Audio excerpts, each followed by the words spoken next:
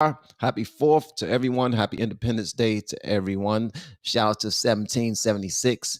And hopefully you are in good health, good spirits. You slept well last night. And on top of that, hopefully you gave God some praise for all of those good things that are happening in your life right now because you did not do it yourself. All right. I do realize that talking about God on social media is frowned upon in this establishment as of late, but that will never deter me from talking about God because I put God and family before anything. And I am nothing but a filthy rag. I am a sinner. I was born in sin, shaped in iniquity, and I might even sin again. But the whole goal is to not sin, to be as much like the Lord as possible, and just I don't know, just to be a good person. So I wish the best for you and your family. Hopefully, you wish the best for me and mine as well. Just to let you in on a little secret, when I say my prayers, I actually pray for people who have myself and my family's best interests at heart at all times. I don't pray for white people. I don't pray for black people. I don't pray for illegal immigrants or indoctrinated um, peoples or whatever you want to call them. But I do pray for God's people because I think we're all in this together. And the more we communicate, try to have conversations, and the less we just go at each other's necks and just want to be right all the damn time, the better we'll be as a society, as a country, as a world. So hopefully you are having an amazing 4th of July today so far. And if you have any plans later, be safe, man. And if you can do me one favor, eat American today. Eat nothing but American cuisines. Eat nothing but American cuisines, all right? No Chinese, all right? No, and I know y'all say, but everything's American now. Like all of these cuisines, all of these people are Americans now. It's the biggest melting pot in the world. Yeah, it is. But come on, y'all. Let's get with the program. Much love to you all. Let me go ahead and give a shout out to my peoples who are pulling up. Rod R, thank you so much for being the first to pull up. I really appreciate you. Angel, what's up, Angel? How you doing? Yeah, I got my blue up in here. What's going on, Angel? How you doing? Much love to you all. Best auntie ever. Happy Independence Day, everyone. Or as Jesse Lee Peterson says, happy White History Month because it just feels white. Have you seen that video? Hold on, let me play it right quick because I pulled it up just for poops and giggles, man. I thought it was absolutely hilarious. And I want y'all to see it as well because, you know, Jesse Lee Peterson is hilarious. He's freaking hilarious, bro. So much love to you all. Hold on one second. Here we go. Jesse Lee Peterson is ridiculous, man. I swear. Okay, here you go.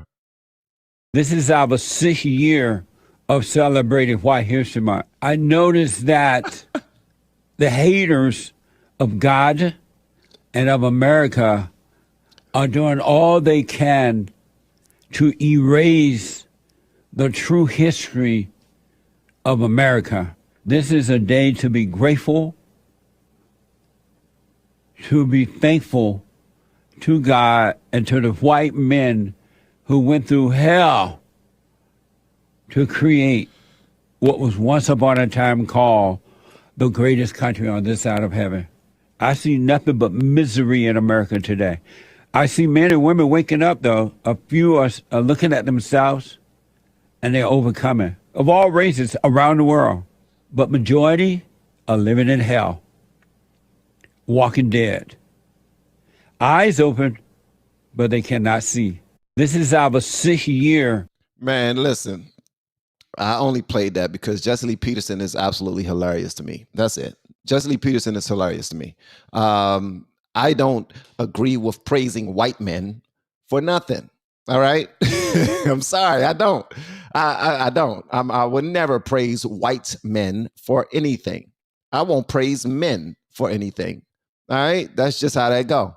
But I'm going to let you know, Jesse, it looks kind of crazy coming from a black man to say we're going to praise white men. Listen, you might be operating from a good place, right? I'm just going to let you in on something, right? Ain't nobody going to listen to that. Like the white people will listen to it, but black people won't. So you will be ostracizing a whole community by saying this. And if you would say your message in a different way, more people would accept it, more people would listen to it, more people would share it, more people would agree with it. You know what I mean? It will resonate. All right. That's it. That's it. It just looks crazy coming from a black man. That's all. That's it. Just like y'all seen the video of Joe Biden caressing the black man's arm. Like I think it was a Joe Biden. I just now posted this on my Instagram, and I'm not going to show you that because it's super cringe, super creepy. But Joe Biden had a couple of black dudes there showing support for him, and he just walked up to him and started just to embrace. He started caressing and stroking his arm like he thought it was delicious. The same way that the kids used to stroke his arm.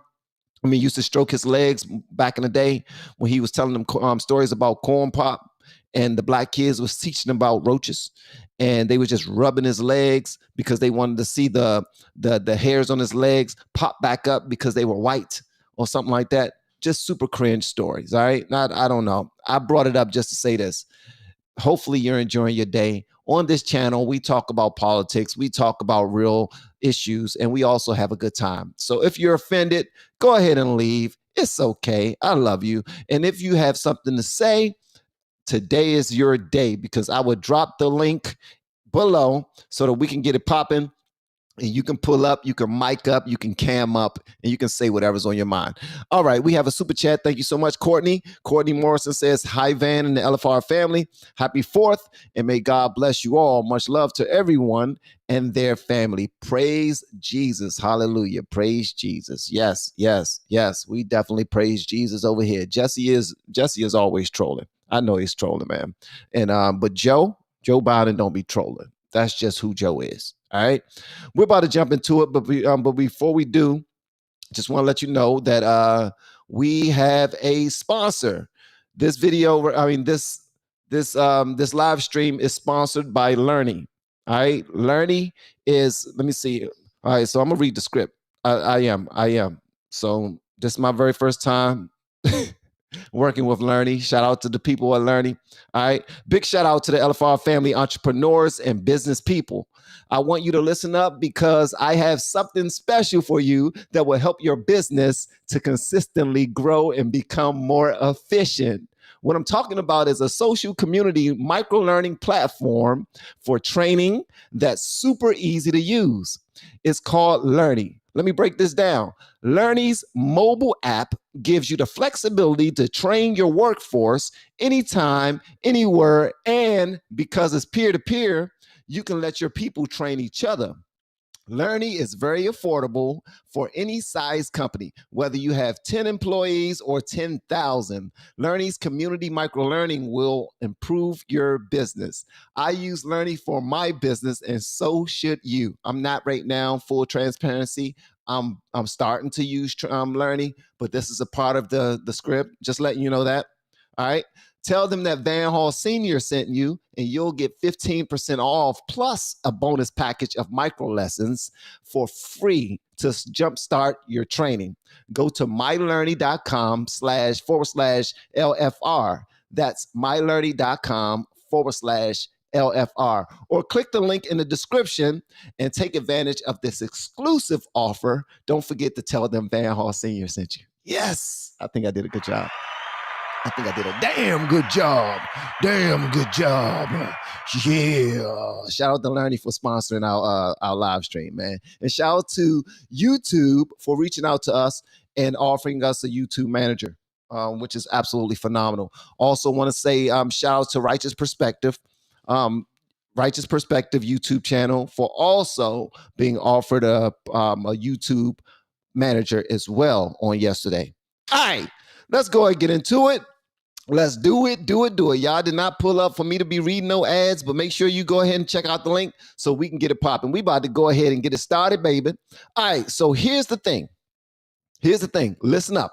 The show is starting. The show is freaking starting. Why does it look like CNN is starting to turn against the Democrats?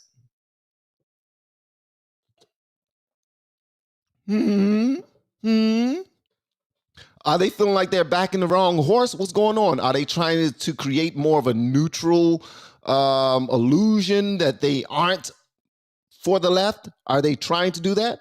Because I've seen that there are videos out there of Jake Tapper going hard on people on the left, holding them accountable. He's not dealing with the BS anymore. And then there's other anchors on CNN that's doing the same thing.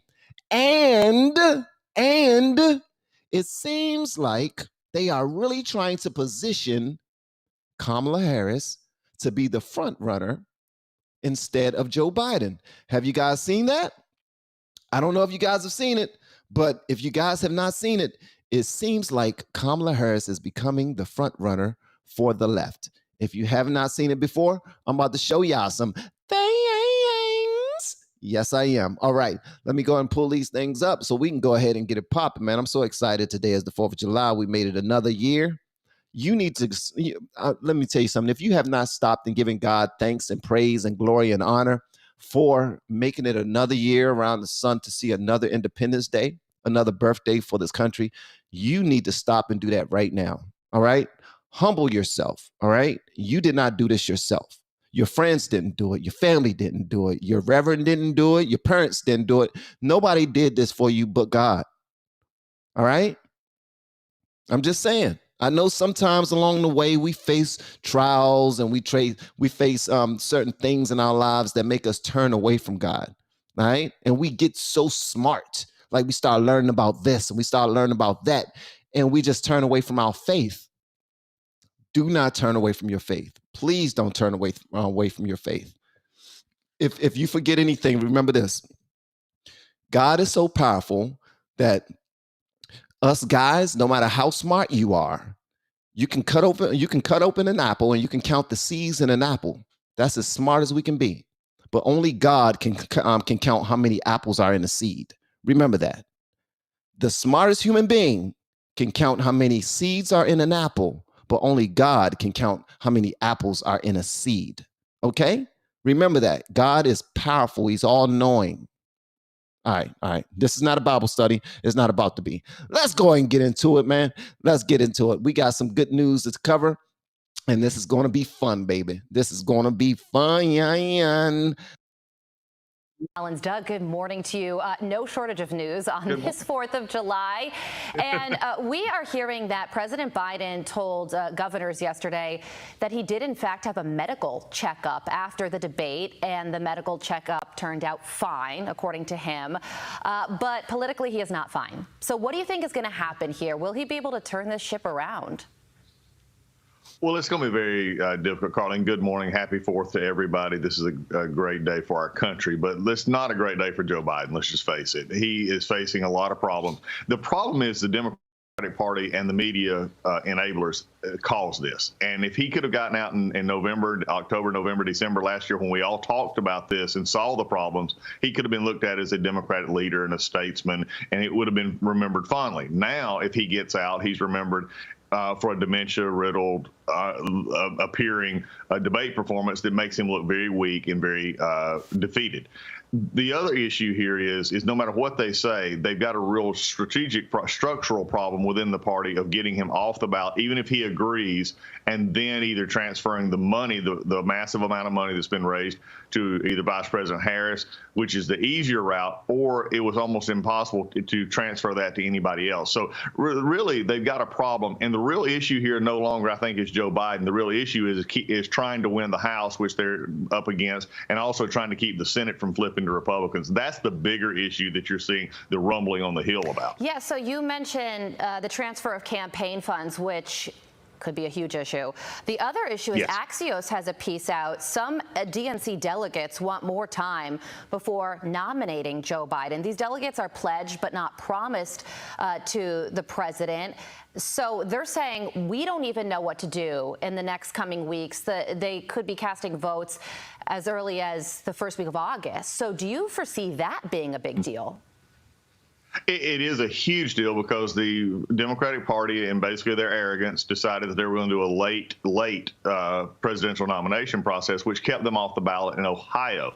Ohio flagged this a little bit ago. So they were already having to do a virtual nomination for Joe Biden sometime before August 7th. So this is a real problem for them. They can't continue to wait here, because if they do, they lose being on the Ohio ballot, which I don't think they're going to win anyway. But it does take the possibility of those electoral votes off. So yeah, they can't wait a lot longer here. This is, like I said, this is a 5-alarm fire for them. But it all goes back to Joe Biden, and frankly, it goes back to all the media. You talk about Axios, all these others who just, and the New York Times, others who just covered for him for so long. Yeah, it's so true. And now with a week of reflection, you see the debate, and then you see everything that has transpired after the debate, where President Biden didn't talk to congressional leaders or governors until yesterday. The first time he did a nationally televised speech was for 4 minutes, and then he didn't take questions from the press. And then also he had this campaign event in McLean, Virginia on Tuesday, where he admitted to being tired because of his overseas travel and saying that he fell asleep on the stage. I mean, his last time he took an overseas trip to Europe was 13 days before the event, the debate. So some would say that the cleanup from the White House has even been messy. Yeah, I think frankly, I believe it's actually been worse than the debate itself, from a political perspective. The debate itself just showed America where he was struggling. The cleanup on sort of aisle 5 is the problem here, because this is basic political 101. You know, it goes back to an old Democrat from the 80s, hang a lantern on your own problem, Tip O'Neill. He didn't do that. They insulated themselves. They got defensive. They started talking to each other. And what happens in that regard is that you lose your very ones that you need, and that is the members on Capitol Hill, your senators, your governors, your House Representative members across the country. And when you don't have conversation with him, and from what I was hearing from members, there was none of that going on to allay them of their fears or worries. Because again, at the end of the day, every member who's elected worries about their own election first, then the election of someone else. So when they were not being assured that President Biden was going to provide the cover, if you would, in the elections in the fall, and nobody was talking about it, to me, the post-debate problems in the White House showed the problems of the Biden administration, that they're very good at leftist policies, but they're really, over the last little bit, have become more concerned with propping up Joe Biden than actually being a political machine that you would expect from an incumbent president. Yeah, man, and everything appears to be riding on the interview that he's doing tomorrow, and also the NATO press conference next week. My goodness, the pressure couldn't be higher. If he screws those two things up, we're in even a greater uncharted territory than we are right now. But Doug, you did mention that it is a great day for this country. It's the 4th of July. As an Iraq War veteran yourself, how will you be celebrating today, and what's your message for us? Well, we're going to be celebrating with family and friends. And I just want to remind everyone that this country is an amazing country. It's an excellent, it's a place that we love together, and it's noted for its diversity, our coming together. And no matter how much political we fight, no matter how much everything may be seemingly at times at odds, let's remember what kind of country we've been blessed with, that I believe over 200 plus years, God has given us the greatest place in the world to live. Let's remember the good things. Let's celebrate those things and celebrate those around us. And then that's what makes us great. As you clearly heard him, he was just talking about how great the country is, but he's also talking about how the Democrats have fumbled the bag many times. They have. They could have handled this very differently, but they decided not to. They decided to coddle him, to hide who he truly is. And then when they presented who he truly is on the stage during the debate, they knew we were going to see it. They know that the American people are not slow. They get it. Well, for the most part, we aren't. For the most part, we aren't. There's some slow individuals in this country. I'm talking about on the right, on the left, black, white, you name the race. It does. You name the complexion or the nationality. It's some slow people. So I'm not even going to act like everybody's smart in this country, because that's not the case. But in comparison to other countries, we are killing everybody. Not physically, I mean, hypothetically. We are way better than any other country. And if the sugar honey iced tea hits the fan and we were to have to go to war against any of these countries, we will come together. We will put all of our backs toward one another, and we will get ready to fight. That's what we would do for one another. But we actually got to show this type of support, this type of tenacity, while everything is good, right? But if you're constantly making things worse and worse and worse and worse, with regard to the economy, with regards to immigration, so forth and so on. There's so many different things we can talk about. It just makes it seem like they're almost doing it on purpose. And my question is, why do they want to ruin the country? Are we always selling out simply because somebody got the biggest bag and they can help us get into office? It kind of seemed that way sometimes. But it also seemed like they are lining Kamala up to run as the president right now against Trump. The numbers look like it. The polls on CNN that I've came across, you're going to see them in a minute. She has like a 2% advantage on Biden running against Trump. They've already crunched the numbers. But that's all a lie because we are, listen, Democrats, please hear me out on this. Don't do it. It's not going to be good for you all.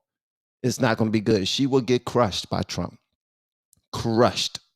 But also, she was only picked, and I hate to say this because she is a lawyer. You guys may not like her. I don't know enough about her to say whether I like her or not, but she is a lawyer.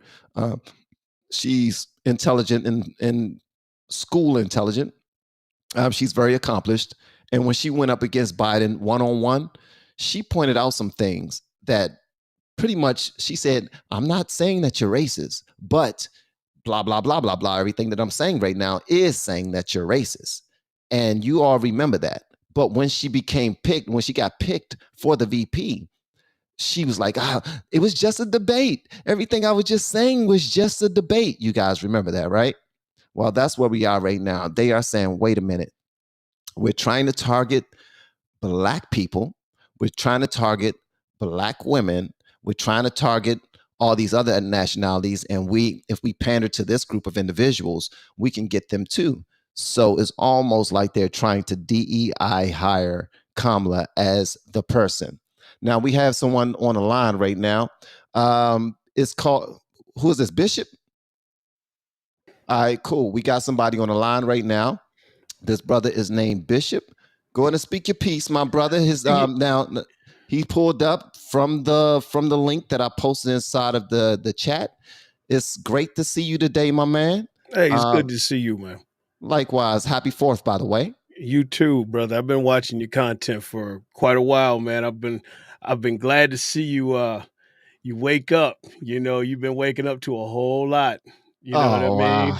Yeah, well, I've been trying to, brother. I'm serious, man. Like I said, it's just like when I caught your content a long time ago, and I say, this brother's like, I was like, I could tell you curious. I could tell you was curious about a lot of stuff, man. You know what I mean? Because the way that you would analyze some things, you know, and I say it's good like that, man, because a lot of people don't. A lot of people really go on emotion first, man, but don't really slow down on how to think. You know what I mean? Right. They don't really slow down and say, wait a minute. I hear you, but your actions show something different. Right. You know? Right. And that's the thing. And people don't want to slow down and put those two together. You know, they just want to react on pure emotion all the time. And I'm just like, man, life ain't about emotion, especially when you start getting into politics. A lot of this stuff, man, you got to take the emotion out of it. Remove emotion. I'm with you. You got to take the emotion out of this stuff, man, because understand this, politicians lie. They lie on both sides. Right. Oh yes. Yeah. Oh yes. Know? So they are going to tell you things, man, that you want to hear, you know, in order for them to win. Right. You know, in order to gain your favor. But it all comes down to the action. At the end of the day, it's going to come down to the action. That's right. And who does it affect? It affects you, me, all us middle America. You know what I mean? It affects us. The policies do because of that. You know what I mean? It's just like you can't go on emotional on everything that you do with when you're dealing with these people, man. Because like I said, they'll tell you anything. And the ones that don't really get affected by it is just the elitists. That's right. They don't get affected. I mean, they're gonna be rich today, tomorrow, next week, next month, next year. You know what I mean? You know? You're absolutely right. So it's not gonna affect them. Go ahead. What side do you stand? Bro, I've been a conservative man for many, many, many years. You've been conservative for many years? Oh, yes. Now, how do you feel about because when Byron Donalds goes speak somewhere, he gets chastised for being a black conservative. So does Mr. Hunt. So does what's her You name? got Candace. There's many Candace, people. Yeah. Alan West, all of, you know what I mean? I Mhm. know Officer Tatum, you know, I mean, guys here coming up here recently. Yeah. It's they get chastised, like I said. You know what, honestly, I'll tell you the truth. A lot of them get chastised, and you know they do get chastised by other black folks. Right. But a lot of it is when you come out spitting the truth about black history, it's lack of that black history. That's the thing. It's the lack of what they don't know. The other thing too is, you know, a lot of black folks don't realize, man, that Woodrow Wilson, back when he was in office, when he was president, I believe Woodrow Wilson was the one, I believe, started the United States Education Department. Okay. Made it federal. Oh wow, I didn't know that. Yeah, that's how far back it goes. It goes Right. back to them, you know, and people say, don't get me wrong, yes, there's been we've had quite a few racial presidents, without a doubt. Right. I'm gonna tell you straight up, Trump is not one. He's not. I've seen. Well, I'm glad you said that, because I've been actually communicating that point to people on the left that say, man, what about morals? The fact that he can do all of this stuff and now he's been they removed all immunity. They gave him immunity for his crimes. Now when he become president, he can do whatever he wants. They're thinking the worst. What do you think? How do you feel about that? For one, he didn't get immunity on all his crimes. You know, that's the other thing. People is the left, God forbid, man. I mean, they just drive me nuts, man, with the fear mongering. Actually, I just did a video on my channel here. This is my personal channel. It's Bishop. It's my last name, Bishop. I got another channel, Tactical POV, that I started some time back here. Man, don't be doing no shout outs on your No, channel, bro. You gotta pay for that. Because some people might see me on this and go, wait a minute, what is this? It's like, yeah, you know, that's my other thing that I do. But I wanted to do something with my personal channel here, because I mean, I started this years ago. You know what I mean? When I first started this thing, and I was like, you know, what am I actually going to do with this thing, man? I already did something with my other stuff. And it got to a point, man, where I said, I can't, I have to talk about this, man, because it just eats me up. It eats me up about this when they talk about Trump is, well, they just granted him immunity on everything so he can just do what he wants. It's like, no, the man can't do whatever he wants. He can only get presidential immunity if he's carrying out something that is in the status or the category of him carrying out duties as a president. But he's not going to get immunity from carrying out anything that doesn't involve that. That means anything personal. He's not going to get immunity for that. Okay. So that's what that means. That's why I kicked it back to the lower courts, you know, to sort that out, to define it. You know what I mean? But the man is not prejudiced like people think. I don't think the man is prejudiced at all. Because if you really want to talk about prejudice, you, me, we all got certain. We are all prejudiced. Right. Prejudice about something. Absolutely. You know what I mean? Absolutely. Without a doubt, Absolutely. we are. Yeah. So let's just get that off the table. The way the left is fear mongering everybody, it's like, well, he's going to do this, this, and that. And it just drives me nuts, because I get sick and tired of the fear mongering, man. I get tired of the fear mongering. Oh my God. Yeah. Trump is not all that. And it's amazing how they turned it back on him as soon as when he came down the stairs, you know, and said he was running as president on a Republican ticket. Yeah. The man been a lifelong Democrat. All of a sudden, we say Republican. You notice how everybody turned cold on him real quick, man. On that side. Didn't say a word. Donald Trump been in the spotlight for 40 years. 40 years. Never said a word about him being a white nationalist, white supremacist. And they love that man. Oh, yeah, they exactly. Love that man. Exactly. Soon as he comes down and he says that, oh my God, it's the world, and it's the new version of the Klan. It's just like, that's just how they try painting this man like he gonna be the new leader of the Klan. That they painted him as a racist so quick. And I'm like, wait a minute, what happened the past 40 years? Y'all was praising him up and down when he was doing everything for black communities, man, with the Rainbow Coalition with Jesse Jackson, and other things he was doing too. He was working with inside inner city New York, and then they wanted him with Central Park 5, and it's like, man, please, it was black folks that was calling him out for that. Come on now. Yeah. So, absolutely. So what is this vitriol that people have for this man that's so bad? And it's like, it's honestly, you, me, everybody else that can see, we can see with our own eyes and read. You know what I mean? That's the biggest thing, read. Right. You know, and know exactly what to read. You can see a lot of us have a lot in common, and we can also see who's bullshit-knitting us. I'm gonna bring shiznit back. Okay, bring shiznit back. I gonna bring say that. sugar honey iced tea. You Right, say I know. I'm bring shiznit. shiznit back. Everybody, I know we got to keep it somewhat clean here for YouTube, man. We got. Thank you. I appreciate that. Yeah, I appreciate that, brother. I got to work on that myself, even with my own stuff here, man. How many followers do you have on your channel? This one here, like I said, is my personal channel. Okay. So it's I just started putting content on this. I've had some older content on it. Okay. I'm at like 79, 80 or something like that. 79, 80. My other one's got more, a lot more. Okay. My other channel, because I focused on that for some years. And like I said, I'm just now jumping on my personal channel now, focusing on it to get it up and going. So obviously nobody knows me yet. You know what I mean? Well, people will know you soon, brother, because you seem to be pulling up with fire, man. Well, it's just like I said, it's just facts over the years. If people slow down and just pay attention and read some history, man. Yeah. You would know who's pulling the strings. Our politicians, some of the way they lean and where they how can I say, what their scope is on this country. Okay. I can honestly say, seriously, Donald Trump, and don't get me wrong, because there's some things that he did against the Second Amendment. I'm 1,000% supporter of the Second Amendment. Okay. I can tell on your hat. I got a tactical channel. I talk about that. I'm all about it. Okay. I always have been. He did some things against the Second Amendment, man, that I still rail against him today. Actually, was it the Supreme Court overturned the ATF on the bump stock ban that he jumped in. There's some more that's coming up too. So that's a good move because he put in an executive order against that, and I'm like, hold up, freeze, man. You can't do that. That's got to go through Congress. Congress has got to make a law. They got to change the law. You just can't up and just write an executive order and try to do something like that. You can't circumvent the system. Keep the system straight. So with that, things that Donald Trump says, there's times, man, he says some great stuff, man, and then he wouldn't be quiet to where he would let the left just Leroy Jenkins themselves.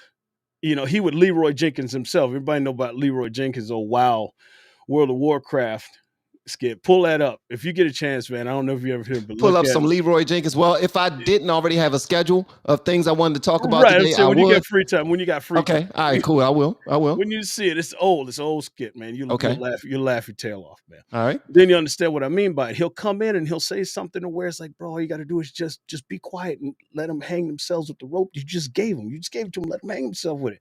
He come in and screw it right up. He just I'm like, stop.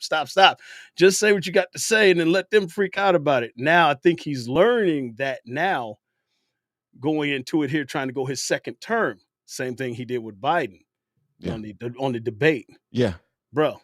He just stood back and let him do it to himself. Exactly. And that's what he said. Just be quiet and let the man talk. Don't say nothing. Keep it cool. Keep your decorum, and just let the man talk. Yeah. Dementia does not get better, people. Anybody that knows that dealt with it, I dealt with it with my grandmother, and I grew up my entire life with my grandma. Saw her every day. I saw her from the beginning till she passed. She passed away from it. This is some time back. My grandmother did the same thing that Joe Biden was doing. That illness carries a lot of the same characteristics. Anybody that's dealt with a family member, mom, dad, grandma, grandpa, anything else like that, if you dealt with it, you know exactly what it looks like. So everything we saw Joe Biden do, and this, I would say this is back, 5 years ago, 6 years ago, we was calling him out then for it because he had the signs of it then. Nobody said nothing. Still ain't said nothing now. That live debate we just saw last week, there's no way you can spin that or question that. There's no way. That man has dementia, but they're not going to let that out in the public. They're not. No, God no. God no. They're not. Kareem Jean-Pierre said he had a cold. Yeah. Okay. Right. He caught a cold right in the middle of it. Yeah, he caught a cold, bro. That was a cold. All of a sudden, I'm stumbling over everything. My mind's breaking. Wait, hey, I got a cold. Hey, listen, he needed some he needed some Pepto-Bismol, some ginger ale, some Robitussin. He needed something to knock that cold out. That was not Alzheimer's, guys. Right. You definitely can't call it COVID. Can't blame COVID. You can't call it that. You can't pull that up. Let me ask you a question, big dog, real quick, so I can get back to the program. And thank you so much for pulling up, man. I appreciate it. And I'm assuming that you are ex-military, or you're military? No, you know what, You're man? not military? Bro, I swear to God, everybody asked me that. Everybody Okay. asked me that, and I've never been in the military, man. I guess it's Okay. just my personality. My Well, you got personality and you got a persona. look and vibe about you about that says Uh, military, but I still, appreciate that. I happy Fourth appreciate to that. you. And in the you too, brother. Like I said, I'd love the Thank you, sir. military, man. Love my Thank you. military, man. I All, appreciate it, much, man. much respect for vets. Much respect. I'm Likewise. envious. Honestly, I had a part of me that's envious of vets. Not Likewise, lying. man. So, Likewise. so But no, yeah. I wanted to ask you something though.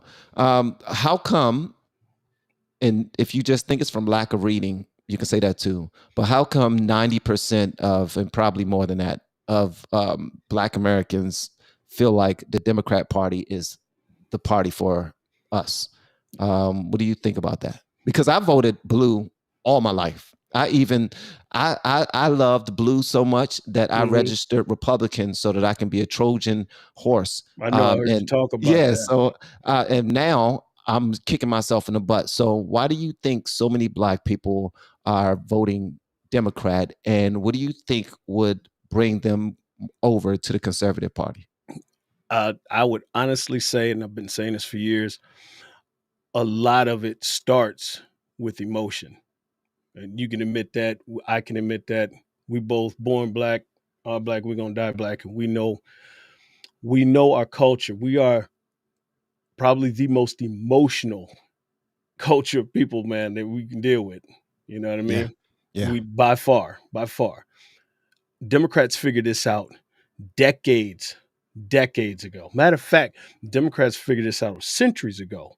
If you think all the way back to slavery, as much as when we talk about slavery, think about how Democrats, the lies, the gaslighting, everything that ensued with slavery up until the point, even through now, is just something we've been naturally conservative. You know what I mean? If you think about it, we believe in God, yes, family, we believe in that first, right off the rip. yes. Okay. Go ahead, I'm We listening. we born and raised that way. Yes, That's just instilled in us. It's in brains. But the thing is that black folks is getting confused with a party that has used, like I said, they have played black people's emotions for the longest time and yeah. getting you to think that they actually support that. It's like, to a degree they support that.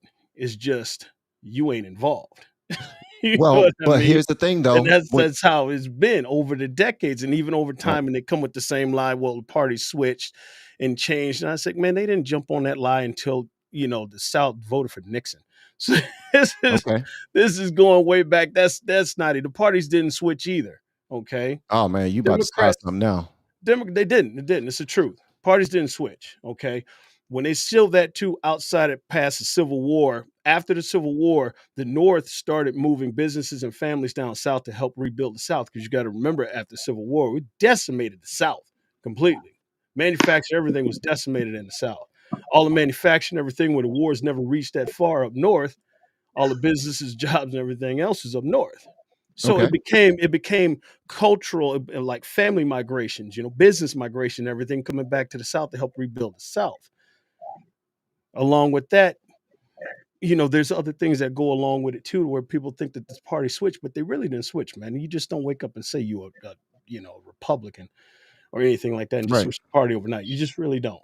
Like I All said, right. inherently we was Democrats then, but then, like I said, you go from the '60s till now, and you get on this thing, and just black folks are just, like I said, we just too emotional. We Yeah. just too emotional, and instead of taking emotion out of politics, slowing down, we're very smart individuals once we get past the emotions, you know. Yeah, absolutely. 1000%. Right. 1000%. Once you get past that, then you learn how to think for yourself.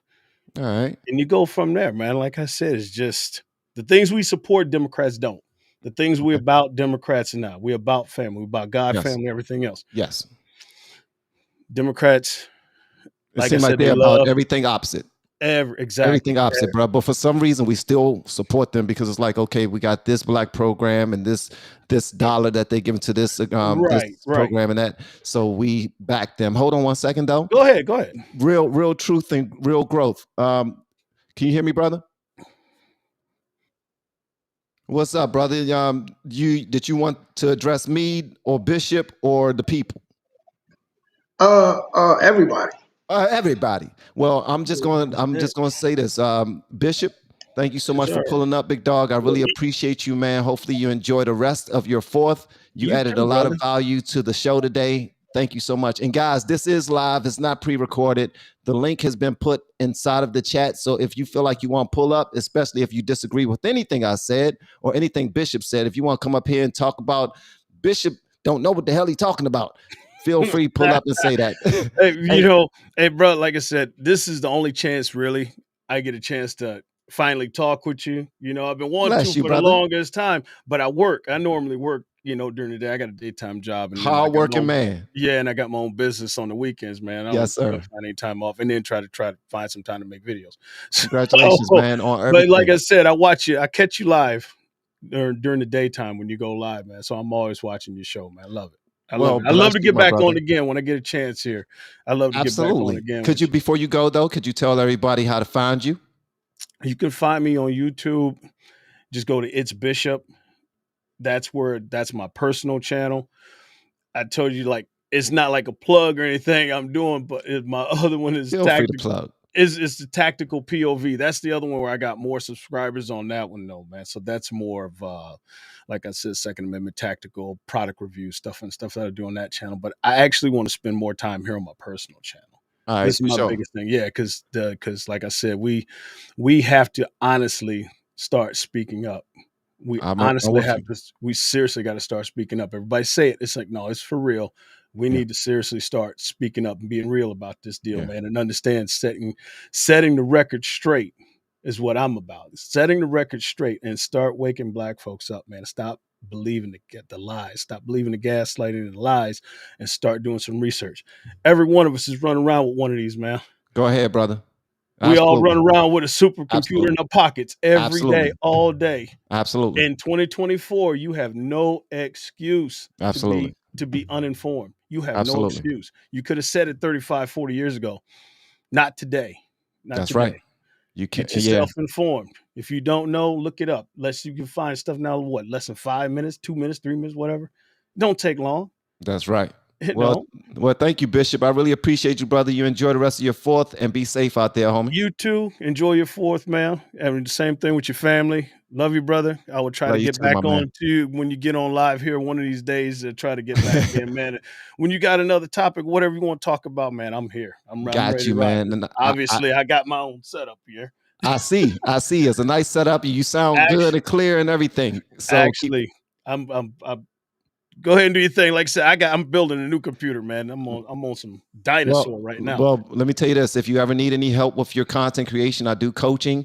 And that is a plug. Guys, I do coaching. So feel free to reach out to me, and my information is below. You have an amazing day, brother. Peace. You too, brother. I'm going to keep watching. All right, homie. Yes, sir. See, we got some good people pulling up. I want to show y'all something real quick. This comes from one of my clients, and she did an amazing job on this video. And what she did was expose some truths from Joe Biden. I want y'all to see this real quick.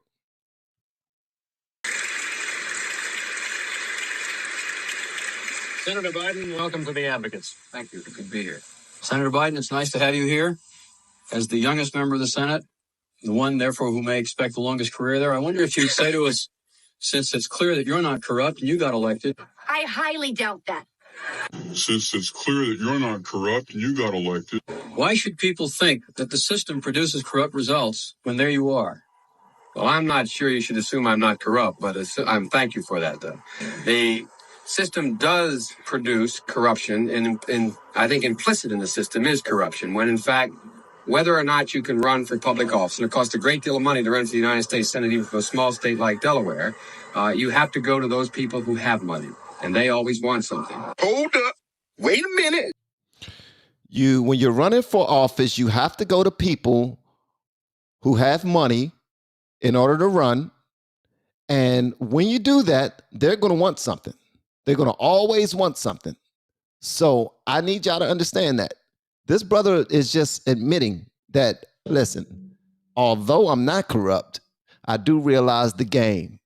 If I want to be a lifelong politician, which he has been a lifelong politician, he has to reach out to people and say, I need your money so that I can run. And they're like, okay, you need my money? Then guess what? I got a couple of things I need for you to do for me. And not all of those things are going to be good things. All right. Shout out to Linda B for this video. Hold on. I got more for you. Here she go right here. Chicken, you know, when you go visit black people. Just saying. Let's get into it. The thing about how perspectives change over time. The faces you make, Linda B, are hilarious. If y'all are not already following Chat with me, Linda B, please make sure you do. I love the faces she making. Okay. How come every time Joe Biden is trying to woo black people, he always want to go and give them some chicken? All black people don't like chicken? Yes, we do. But that don't mean you show up and, the only time you want to, spend some time with us, it got to have some fried chicken and watermelon involved. Although it will be delicious. Okay. Bobby Rush, member of Congress, said the other day, I'm ashamed that I voted for the 94 crime bill. You ashamed of that bill? Not at all. In fact, I drafted the bill, as you remember. I know that. Unless we do something about that cadre of young people, tens of thousands of them, born out of wedlock, without parents, without supervision, without any structure, without any conscience developing, because they literally, I yield myself 3 more minutes, because they literally have not been socialized. They literally have not had an opportunity. We should focus on them now, not out of a liberal instinct for love, brother, and humanity, although I think that's a good instinct, but for simple, pragmatic reasons. If we don't, they will, or a portion of them will, become the predators 15 years from now. And Madam President, we have predators on our streets. Didn't we say that Hillary Clinton came up with the term super predators? She was just following suit from Big Bro. Big Bro is Joe Biden, Big Joe. Yeah, she heard Joe, on just battling for the crime bill. And wasn't necessary. Some of the things that he was fighting for, don't lie, guys. Come on, let's be adults. Some of the things that he was fighting for, as far as locking people up for committing crimes out there, was necessary. But the fact that he was trying to make it all encompassing, no matter who uses the drug, whether it's medicinal, whether they just the type of person that gets strung out on drugs, and they all get charged as if they are selling the drug. This right here ruined communities, not only black communities, but many poor communities, whether it was poor white communities, poor black communities, it does not matter. It ruined a bunch of communities. And some people did not survive when they went to jail. Not everybody survived when they go to jail. We need to stop thinking that when people go to jail, they just, they have 3 hots in the cot and and it's nowhere near like it is on television. Let me tell you something. Life imitates art and art imitates life. It goes both ways. Some people don't walk out of there. And when some people do walk out of there, they walk out with traumas that some of us cannot deal with. Some of us cannot deal with. And all they did was go and purchase drugs so that they can go back to their homes and smoke it thin. And I don't encourage anybody to do that. I encourage people to go to the Lord if you have an issue, to go to your family, go to loved ones if you have any of them. And if you don't, that's the only time you can go to God and be like, look, I'm suffering from something. I don't know how to deal with this. I don't know. It's depression, it's anxiety. I don't have a job. My family don't love me. They walked away from me. Friends don't call me back. Lord, you've done it before. Please, please, please help me out in a mighty way. Now, you will have to humble yourself. You will have to have some patience. You will have to struggle through those hard times so that you're not going to hit something that's going to help it take the pain away. No, it's just going to trigger a part of your brain so you're not hyper-focused on that thing. And while you're not hyper-focusing on it, your body shuts down. your body shuts down. You're not being productive. Life is going by, and you're not learning any skills that's going to help you get any jobs or opportunities that's going to bring you out of the muck that you're in. So all of this self-medication is just going to do you harm. So if you are one of those type of people who are victimized by drugs and alcohol, go to the Lord. Go to the Lord before anybody else. All right. And if you can't go to the Lord, go to somebody that you believe know God and see if they can pray for you, pray over you, pray with you, walk this walk with you. Because there are some evil people in this country. There are some evil people in the world, but there are also some good people who will take you by your hand, who will hug you and say, I got you. I will pray with you. I will walk with you. If you don't have it, I will help you out for the moment, but I will also teach you how to go get it yourself. See, the problem with the Democratic Party, they don't try to teach people how to do it. They just try to give it to you. And they try to tell you that you underperforming is normal. And it could be blamed on white people. It could be blamed on racism. It could be blamed on slavery. It could be blamed on all these other things, you being a product of your environment and all this other stuff, which is completely opposite from the truth, because I was a product of my environment, but I still decided to do things that will make my life better, to do things that will enable me to be able to have a family of my own, have all the things that my heart desired, that my wife's heart desired, that my children's heart desired. That if I didn't have a father in my life, so I made it up in my mind that if I ever have children, they will have a father in their life as well. So sometimes you got to do that rather than doing what Joe Biden did, which is everybody is punished. But then when his own son starts to go through the same things, he don't want to arrest him. He want to hide all of that information. He don't want anybody to see it. And if they do see it and try to speak on it, then they are blocked and knocked off of social media platforms so that he can continue to run his race and win. Because he know that if we had that information, then we would think about that while we're at the polls. Do we want to vote for somebody who put a whole bunch of poor blacks and poor whites in jail for the same thing that his son is doing, but he's covering that up? Do we want to vote for him? We didn't even have that opportunity to do that because there were certain 3-letter agencies that were locked in step with X or Twitter at the time, not allowing us to actually communicate about it openly. All right. That society has, in fact, in part because of its neglect, created. Okay. I'm going to tell you something, Jim Crow Joe. I know this was a long time ago. She called that man Jim Crow Joe. This was, 30 years ago? The things that he's complaining about, out of wedlock births, no parents. Well, they have their mother typically at home, but not the father. Those are things that the Democrat or the Demon Rat Party created. The welfare state, becoming dependent on the government, being married to the government. She called the Democrat Party Demon Rat Party. She called Joe Biden Jim Crow Joe. Wow. Rather than the father of the children. That's what the demon rats did. They always do something hideous. And now he's complaining about the thing that his own party created. Talking about, I'm just talking about the out of wedlock birth part when I say something that his party created. That's the only part I'm talking about. And he's talking about predators. Yes, these predators with no conscience. Yes, that's Jim Crow Joe. Yeah, he earned that name.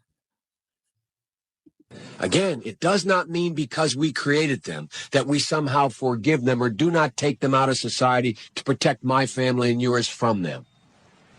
They are beyond the pale, many of those people. Beyond the pale. Many of those people are beyond the pale. They are beyond fixing. They beyond everything. They are demons. Get rid of them. All of them. All of them. There's no fixing them. But today, he's speaking a completely different language because those people are keeping him in power. Think about that. Isn't that called pandering, right? Or is that called maybe he had a change of heart? I know y'all are saying, if you believe that Joe Biden had a change of heart, please put your thumb up. If you believe that he's just pandering and he knows that he's still the same old racist Jim Crow Joe, but he's using these people so that he can continue to win, give me a thumbs down. And it's a sad commentary on society. We have no choice but to take them out of society. Mass incarceration has put hundreds of thousands behind bars for minor offenses. Joe Biden wrote those laws. Every major crime bill that's come out of this Congress has had the name Joe Biden on that bill. We do everything but hang people for jaywalking in this bill. Joe Biden's policies destroyed millions of black lives. Joe Biden may not remember, but we do. Did this brother say he do everything but hang people for jaywalking? First of all, why are you talking about hanging people?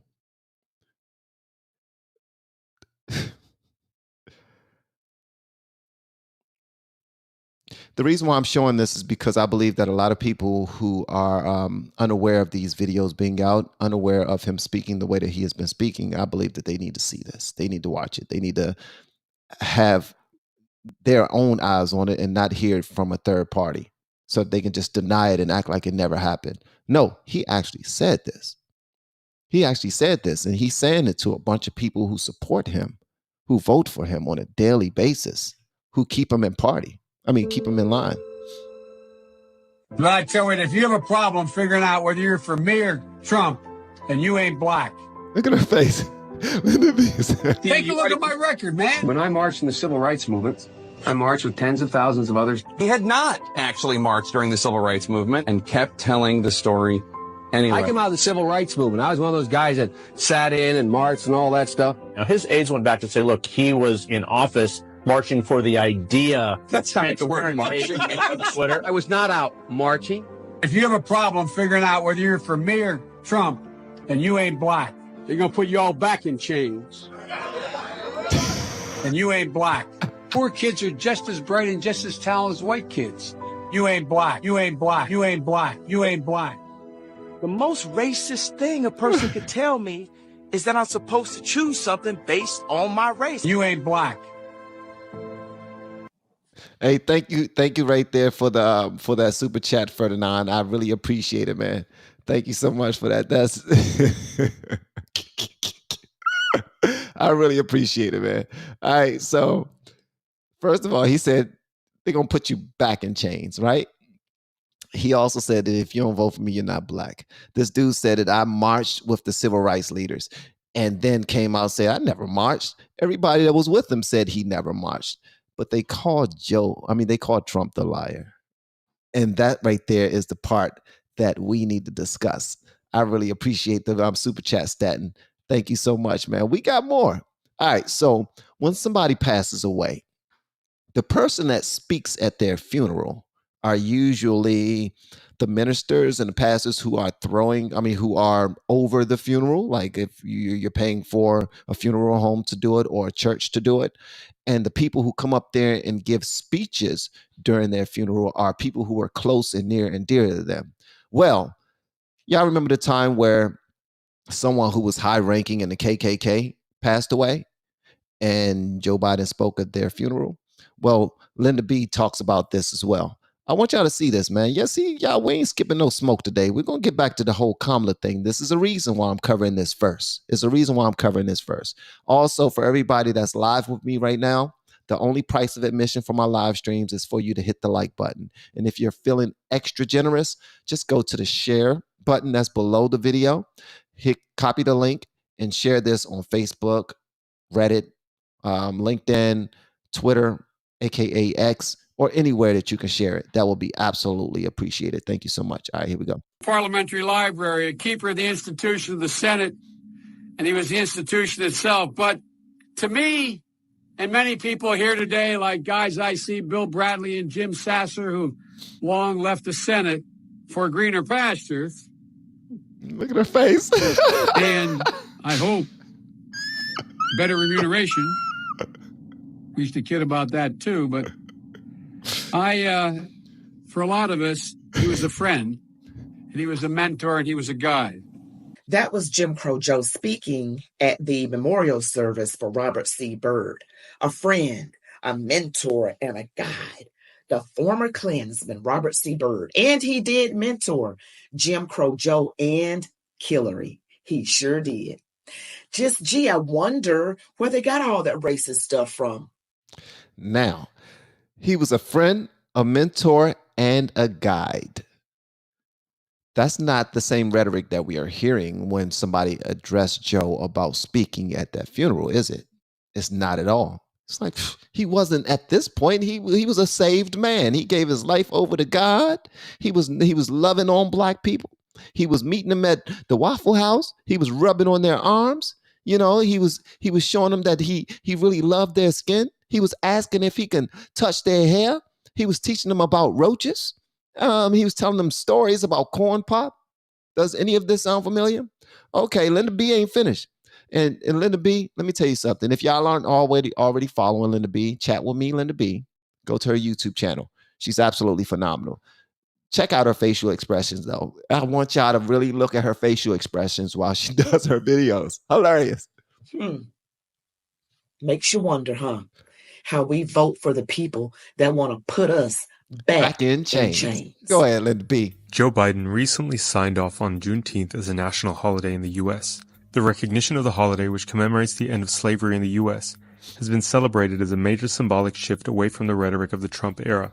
But many have forgotten this moment during the 2019 Democratic primary. And I'm going to now direct this at Vice President Biden. I do not believe you are a racist. And I agree with you when you commit yourself to the importance of finding common ground. But I also believe, and it's personal, and I was actually it was hurtful to hear you talk about the reputations of two United States senators who built their reputations and career on the segregation of race in this country. And it was not only that, but you also worked with them to oppose busing. And, you know, there was a little girl in California who was part of the second class to integrate her public schools. Now, this right here, it seems like it was going to be a real heart-to-heart moment that she was going to give Joe Biden when she was debating him. But all she was trying to do was transition herself to saying something that would be a moment for her. I don't think you're racist, but you did support busing. That's all she's saying. You supported busing. And you were saying that you didn't want she should have mentioned that he said that he didn't want his children in a zoo. He said something like that, in a zoo with other races or something like that. She was trying to make a moment. This was like like this is all about me type of moment. And just like she always does, she's a horrible orator. She is a horrible speaker. She was trying to look at him and say, I'm not calling you racist, but I want to look at the camera now and say something that's going to make me look good because I was one of those black girls who was on those buses trying to go to school with your white kids. Let me tell you something. You are a mixed woman, okay? You're a mixed woman. You're not a black woman. You're a mixed woman. That's all I want to say about that. That whole 1% black blood making you black thing, that come from slavery days. That come from times where when the slave master was getting close to passing away and he wanted to leave his property to someone, he could not leave it to someone that had a drop of black blood in their veins because then they were considered black overall. But when we constantly say, no, they black because they have black or they're quarter black or they're 10th black or what about the rest of their family? You know what I mean? When you look up my lineage, a lot of my lineage is African. It just is. I thought it was going to be Native American or something like that, but apparently then that could be a lie too. You know, when you send your blood foolishly, you know, when you send your swabs of your spit foolishly to companies and then they say, oh, your spit is definitely black spit, African spit, the best of African spit. Yeah, definitely. when they send them to a lab and they just send you a whole bunch of stuff. Oh yeah, you Cameroon, you Nigerian, you Ghanaian, you all these other things. Who knows if that's absolutely the truth? But she was just trying to have a moment. And she was just pointing out the fact that he is, in fact, racist, but so is she. She has like a mentality about her that is not conducive to a productive society at all. And she was bused to school every day. And that little girl was me. Despite insisting that she wasn't calling Biden racist, Harris was in fact accusing him of preventing black students from integrating into white schools, and of being friends with openly racist politicians. So, what is Joe Biden's real record? Miss Thang, thank you so much for the super chat. I really appreciate it, young lady. I really appreciate it. Thank you. Hold on one second. Here we go. Race. Harris wasn't inaccurate in her criticism of Biden, who has a checkered history on racial justice, despite painting himself as a staunch civil rights advocate over the years. Perhaps one of the most criticized moments in Biden's past is his involvement in the creation of the notorious 1994 crime bill. People forget that the informal name for the bill was Biden's crime law. The legislation is widely criticized for being responsible for making the effects of mass incarceration in the U.S. exponentially worse. Biden was also a key architect of the devastating Iraq War. Responsibility for the war is often blamed on George W. Bush, Dick Cheney, and other Republicans. But in reality, Biden played a key role as a Democrat. In the lead up to the war, Biden convened a series of Senate hearings to drum up support for the invasion on the basis of flimsy intelligence material being presented by the Republicans. What is the threat from Iraq? Obviously, to fully answer this question will require us to have additional enclosed hearings. Not a single anti-war voice was invited to the hearings. Biden also admits to having been civil with Democratic colleagues who were openly racist, like James Eastland, who had a long history of racist remarks, including that black Americans belonged to an inferior race, as well as the segregationist Herman Talmadge, who vigorously opposed school integration. Governor, this means in effect that your state would set up a private school system. We intend to maintain separate schools in Georgia, one way or another, come what may. Biden also developed a decades-long friendship with segregationist Strom Thurmond, who he worked with attempting to pass the Biden-Thurmond Violent Crime Control Act in 1991. Biden also spoke at his funeral. We became good friends. I'm not sure exactly why or how it happened, Nancy, but you know we did. In the lead-up to the 2008 election, Biden was also in the spotlight for a number of comments, including referring to Barack Obama as articulate and clean, and associating Indian immigrants with Dunkin' Donuts and 7-Eleven chains. Do these gaffes or misunderstandings, or however you would characterize them, indicate you're uncomfortable talking about race, or are people just being too sensitive? I think that I have my whole career.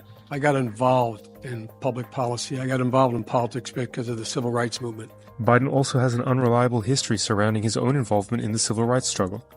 He has at times claimed to have been deeply involved, at other times not that active, and in the lead up to the 2020 election once again claimed to have been heavily involved. He was also caught out claiming to have been arrested trying to visit Nelson Mandela. This day, 30 years ago, Nelson Mandela walked out of prison and entered into discussions about apartheid. I had the great honor of meeting him.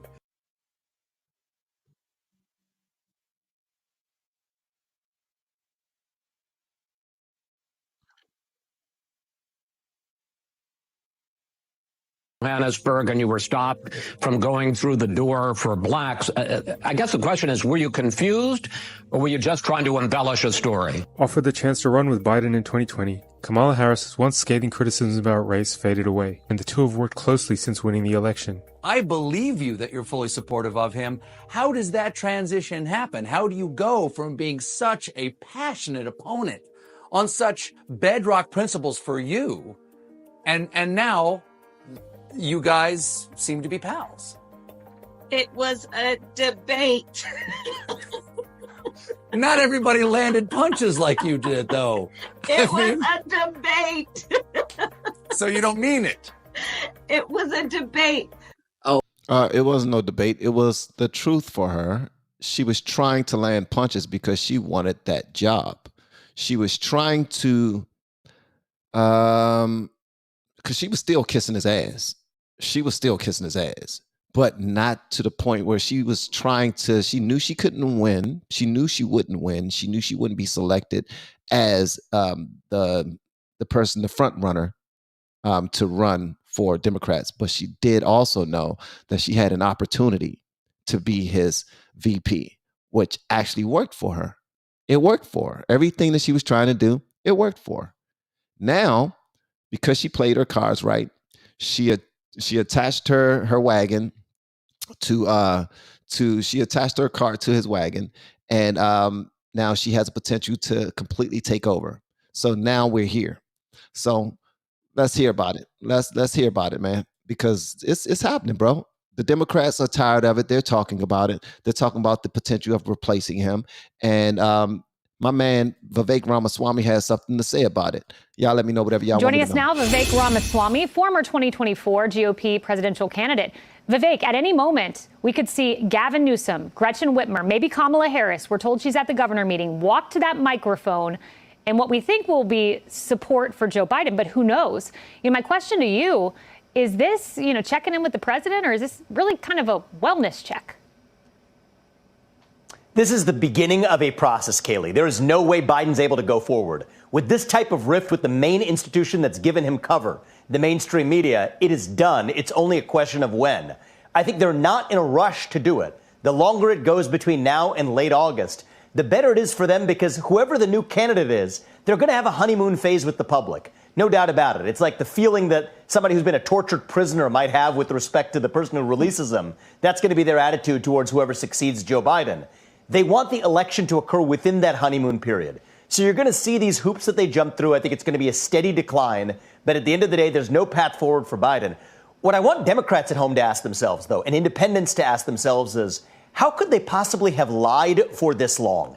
If they lied for this long about Biden's fitness, what else are they also lying to us about now? Who is actually running the government in the United States of America? And the sad truth is, Kayleigh, we lack a good answer to that question. And I think we, the people, deserve honesty in this country. That's not a left-wing or a right-wing point. And I think that's the most important question right now to come out of all of this. A lot's weighing down on the president. You have these Democrat lawmakers coming out one by one. You have internal polling that is coming out of the Biden campaign that is suggesting states like New Mexico are in jeopardy. States like New Hampshire, that Biden won by 7. New Mexico, he won by 11. Virginia, he won by 10. So you've got this polling crushing in. And then also you have more and more reporting. Now the New York Times saying Democrat megadonor Netflix co-founder Reed Hastings calls on Biden to step aside. What is the straw that breaks the camel's back? Is it the polls? Is it the donors? Is it the lawmakers? Reed Hastings, who also writes the check to Barack Obama, by the way. So this is a whole network in their Netflix deals. The reality is this. Wow. I didn't know it was that heavy. I didn't know owners of that big were just making demands like, yo, replace them or we're pulling out. No Diddy. Replace Biden or we are pulling out. A lot of people are going to say that about Kamala too. Ain't nobody going to be feeling that. Now, if the numbers look good for them to make more money, I hate to say it, but that's what it's all about to a lot of these people. It's all about that dollar. It's all about that line. Now, that's another thing too. You want to talk about, see, people are saying that they won't vote for Trump because of morality and character and all this other stuff, just from how the left has painted their picture for all of the people who don't want to go and get their own information through their own research. But wasn't he one of the only presidents that did not accept a salary when he was the president? He was one of the only presidents that did not get richer while he was the president. But all of a sudden, Biden's family is getting richer. Kamala is getting richer. All the senators that support them are getting richer. Nancy Pelosi walked away as a 100 millionaire. Like it's so a lot of people are using their positions to make more money and become multimillionaires like Kamala is now. But when Trump was in office, he was like, yo, I'm trying to get the job done. And yes, I'm going to have a lot of people that's going to be frustrated with me, because if you're not good at your job right now, and we know that you aren't, I'm getting rid of you. And that was called draining the swamp. But these people, they are a part of the go along to get along gang. If you are my friend, I'm going to put some money in your pocket, regardless if you are good for the country or not. And that's the problem I have with a lot of these politicians, a lot of them. All right. The donors? Is it the lawmakers? Reed Hastings, who also writes the check to Barack Obama, by the way. So this is a whole network in their Netflix deals. The reality is this. This is the risk for our party, is that we focus on this, Kayleigh, instead of actually saying this is who we are and what we stand for. The reality is complacency is now the Republicans' greatest risk. We have many people on our side celebrating like this thing is over. I think this thing has not even yet begun. That's the attitude we need to keep in mind. This race has not yet started. Complacency is not an option. And a lot of these distracting shenanigans, here we are talking about what the Democrats are going to do, that may risk taking us off our game on who we are and what we stand for. And heading both into the convention and heading into November, that's where I think Republicans need to keep their eye on the ball, as our own agenda. That's how we win this election in a landslide, instead of worrying about the theater on the other side. He is 1,000% true. Pay attention to what's working. Pay attention to how to get back in office. All this other stuff right here is a distraction. Is a distraction.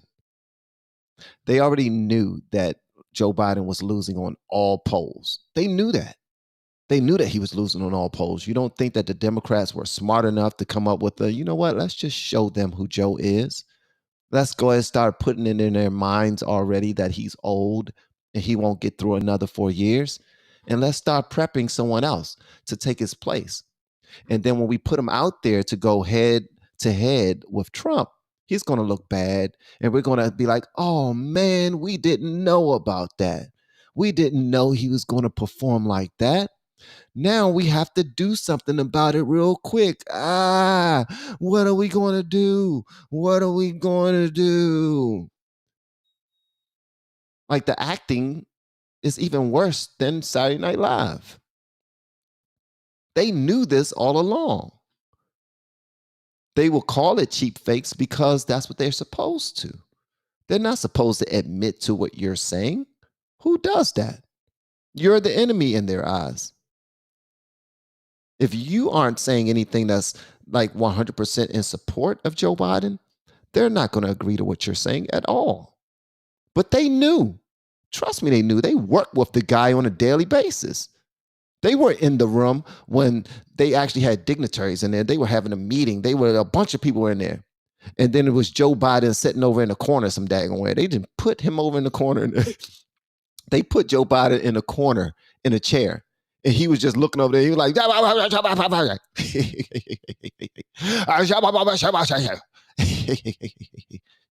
that? Have y'all seen that video? The dude was just mumbling and then started smiling, and nobody paid any mind to him. That's just the old guy. That's grandpa. That's grandpa is over there. He's going to be taking his nap in a little bit. He's off his medication. He got his shoes off. You know what I mean? He's doing the old creepy stuff. Nobody's paying attention to him. At least we don't want anybody to pay attention to him. And they didn't know that anybody would record that and post it on the internet. They realize who they're dealing with. Come on. Before we take grandma into church, we know what grandma is going through. Before we dress grandpa up in the morning and put on his socks and get him right and brush his hair for him and, oh, granddad, you look sharp today. You ready to go praise the Lord? Shut up and give me my cane. Just get out my way. All of y'all get on my nerves. Shut up. You know, he all grumpy and he's being truthful to his family. And they're like, oh, granddad, you good. But when we go to church, please don't speak like this in front of everyone. When we get out there, please don't be so mean, all right? That's who Joe Biden is to them right now. They know. They get it already. And they've been setting this up for a while. And it seemed like the only person that really know about this is Tucker Carlson. Tucker Carlson gets it. He knows that this was happening all along. But the left, they been knew. Van Jones, he knew. He knew that old grandpa was acting a fool and he wasn't ready for what they're putting him out there for. They knew that Joe Biden could not go toe-to-toe with Trump. Why you think all of these charges came about? Why you think they tried to lock him up? Why you think they tried to turn him into a convicted felon? So that people would not care about anything else but that part. Convicted felon, convicted felon, convicted felon. Oh, that didn't work. Trump's numbers are still going up. How is this possible? What's going on? How is this possible? We need to come up with a new plan. This is what they've been doing. They knew. And they're going to continue to put them out there now because they are done with Joe. They've been done with Joe. They just want to make it make sense. They're trying to slow walk it and put it in front of people. So I want to show y'all this poll right quick that I actually have on the thumbnail because a lot of you pulled up for that. Hold on, where is it? I think this is it right here. This is it? I think this is it. Okay, here we go. Okay, here we go. All right. Let's go and talk about it. Look at how CNN are changing their tune. CNN don't even look like they are friends with Joe anymore. Like they are trying to get that neutrality type of look on their jacket. But check this out. Many Democrats now in panic mode over President Biden's chances come November. Today, the first sitting Democratic member of Congress called on Biden to step aside as others are calling the race for Donald Trump, including a Democrat who represents a rural district, one who flipped it from a Republican seat to a Democratic seat. That's Washington State Rep. Marie Gluesenkamp-Perez. Truth, I think, is that Biden is going to lose to Trump. I know that's difficult, but I think the damage has been done by that debate. And what we are hearing from sources tonight makes clear that lines like this from the White House and top Democrats aren't cutting it. It was a bad performance. He had a bad night. A bad night. It was a bad night. A bad night. He had a really, really bad night. Thursday night was a bad night. Now, I should note, the White House is at least taking some of that advice that I mentioned earlier. President Biden is scheduled to do his first sit-down, in-depth interview this Friday. And it comes as a new CNN poll, though, might add to the pressure to do something unscripted sooner. The latest numbers show that most in his party believe the best chance for Democrats to win is with someone not named Joe Biden at the top of the ticket. There's even a noticeable shift in how big-name allies of the president's, like former House Speaker Nancy Pelosi and Congressman Jim Clyburn of South Carolina, how they're talking about this race tonight. Let us not make a judgment about a presidency on one debate. I think it's a legitimate question to say, is this an episode or is this a condition? Stay the course. Chill out. Chill out. This party should not in any way do anything to work around Ms. Harris. We should do everything we can to bolster her, whether it's in second place or at the top of the ticket.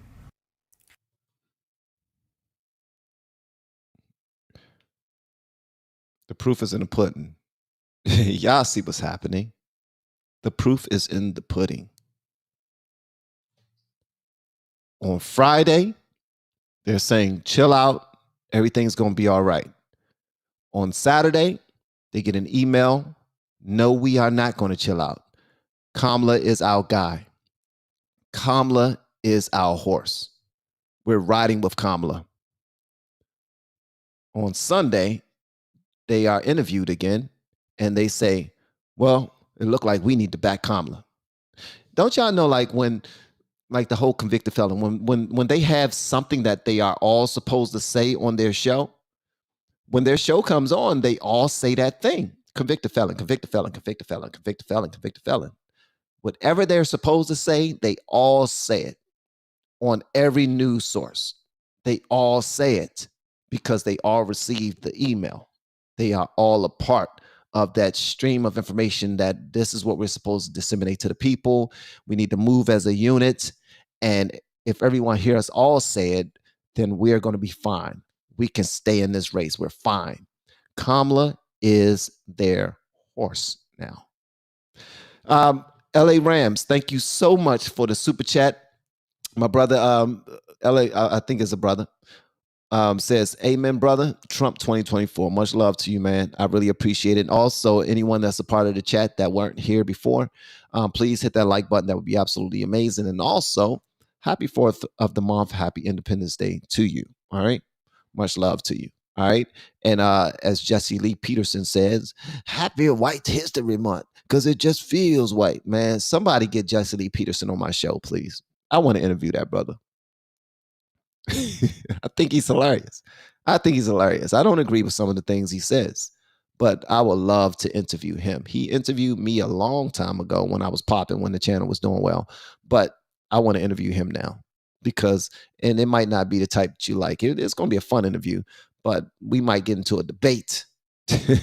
But they've been setting Kamala up for a long time. Again, LA Rams, thank you again for the love, man. I really appreciate it. Of course, the Harris that Clyburn is referencing there would be the vice president, Kamala Harris. A vice president that I should note the White House press secretary could not even say today whether or not Biden has spoken to her since the debate last Thursday, 5 days ago. For her part, Harris had this to say tonight. Look, Joe Biden is our nominee. We beat Trump once, and we're going to beat him again, period. Are you ready to lead the country if necessary? I am proud to be Joe Biden's running mate. Tomorrow, President Biden will come face-to-face with some of his biggest surrogates in the nation, Democratic governors. Many of them have been out on the airwaves. Several of them, including my next guest here tonight, are being discussed, though, openly as potential replacements on the ticket if, and I should put the emphasis on if, it comes to that. And joining me now is Illinois Governor J.B. Pritzker, who is a member of President Biden and his campaign's National Advisory Board. And Governor, it's great to have you here on The Source. When it comes to this, have you personally heard from President Biden since the debate last Thursday night? Now, here's the spin. She's going to interview this guy. He's going to say everything that he's supposed to say. He's not going to be truthful for the next 6 minutes. She's going to try to get him to be truthful. But here's what I want y'all to notice. The way that they approach conversations with people who's supposed to be friendlies, who's supposed to be on their side, they aren't doing that anymore. It seems as though they are flipping on the Democrats. I don't know if y'all been paying attention or not, but it kind of seemed like some people in CNN have received an email that says, it looked like Trump's going to be the president. And if he's not going to be the president, we need to try to make him the president. Why? Because when we're talking about Trump, we get our best ratings, we get our best numbers. We got to make sure that we do this properly. So just like the Biden administration are coming together with a plan and a scheme to make sure that they all have jobs after the elections, CNN are doing the same thing. They're coming up with plans and schemes to make sure that they all have jobs after the elections. So I really need y'all to pay attention to the way she questions him, not what his answers are, because he's on the left and everything he says is going to be meat riding Biden, obviously. But pay attention to these question schemes. I have not spoken with people in the campaign, but not with the president. That's kind of surprising, given obviously you are a member of the campaign. You're in the state that's hosting the Democratic convention come August. Are you surprised that you have not heard from him directly? Yeah, I think it's important for the president to talk to not just the leaders of the Democratic Party across the board, but generally the nation. And so I'd like to hear more from him, and I think that he intends to do more of that. What would you like to hear from him? I mean, there's word that he's called Democratic governors to meet potentially as soon as tomorrow. Is that true? And if so, what do you want to hear from President Biden right now? Well, it is true that there's going to be a discussion tomorrow. There was a discussion yesterday among governors. It was all, fairly positive conversation, people expressing themselves and of course, talking about, what they'd like to hear from the president, what they think the strategy ought to be going forward. And I think everybody wanted to be able to express that to the president directly. And that's why Governor Walz, who heads the Democratic Governors Association, asked for the opportunity, and the president was readily willing to do it. I mean, what are you going to say to President Biden? Because we are seeing, the first sitting Democratic lawmaker say that he should drop out of the race today. We're hearing concerns from other Democrats, even if they're still backing him. I mean, what do you want to say to him tomorrow? Well, look, first of all, I think that there's a healthy discussion going on within the Democratic Party. We're not a cult like the MAGA Republicans. We tolerate dissent, and we think it's good for democracy to have this conversation. And for me anyway, my word is my bond. I honor my commitments. Joe Biden is going to be our nominee unless he decides otherwise. And so I think that there's a healthy conversation that will happen with the president, I hope, expressing what he intends to do going forward in the campaign and reassuring everybody that this is the right course to make sure that we stay the course with him. Well, it is, of course, up to President Biden to make this decision. But you personally, what do you think? Do you think he should stay as the nominee? He's not going to answer that. He's not going to answer it honestly. Now, he just now said that on the left, they are honest with one another. On the left, they aren't a cult like the MAGA Republicans are. They aren't just going to push forward, even though they know that the direction that they're moving is not the right direction. He just said that. But he will not. He's a politician. And politicians don't get to the level that they are by telling the truth. They don't. They're not going to show their hand. They're playing chess. They're not. They have donors too that they have to appease. As we saw earlier in the conversations with Joe Biden when he was running for senator, he was saying that although I'm not corrupt, it takes a lot of money to run these races and to get into these seats. And then when people donate to you, when you get donors, you now owe them. You have to wash their back. You have to scratch their back. They scratch yours. And then it can become corrupt that way. So this brother he's about to start dancing around. He's about to start doing his favorite dance moves, ducking and dodging like the Matrix. So pay attention to that. Well, look, he's been terrific for my state. Remember, he rescued us from, an insurrection. The question was, do you want him to step down? Do you want him to move forward? He's not going to do that. And then from an economy that could have cratered, and of course from a health crisis that killed too many people under Donald Trump. And then, he's done a lot to revive American manufacturing. And in my state, we've seen jobs and companies coming back to the United States and to Illinois. And of course, this is a president that stands up for women's rights and workers' rights. So, I think very highly of the president, and that's why I've supported him. Again, I think a healthy discussion is good, and there'll be a result of that, leading into the convention. Are you still supporting him now, though? Yeah, I think that, again, he's our nominee. And so unless he makes a different decision, I'm on board and I'm supporting the president. He's been good for the country. And remember what the contrast is. So here's the spin. Instead of him answering the question, understanding all that he knows that all of his counterparts, other governors, congressmen, senators, a lot of people in the Biden administration have already made their minds up that they don't want to move forward. They don't feel comfortable moving forward with Joe Biden being the nominee. They don't even think he can survive in the next year or so, probably. Like naturally. They're just looking at his natural state. And I'm not trying to make fun of Joe, because old is the goal. We all want to be old. We all want to be senior citizens. We don't want our lives to end in our mid-40s, mid-50s, mid-60s, 30s, whatever age you are. You don't want your life to end. You want to be able to see your children and your children's children grow old as well. You want to be a part of their lives. So old is the goal. None of us want to make fun of this guy because he's old.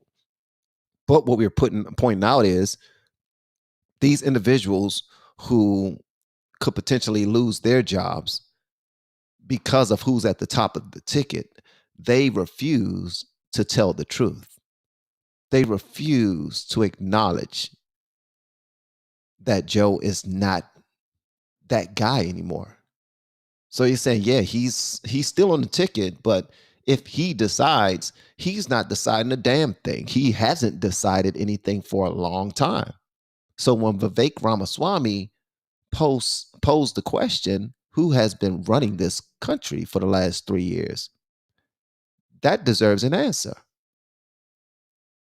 It deserves an answer, and it's not receiving one from anybody. It's not receiving an honest answer from anybody on the left at all. You know, a despotic narcissist on the other side, and Donald Trump.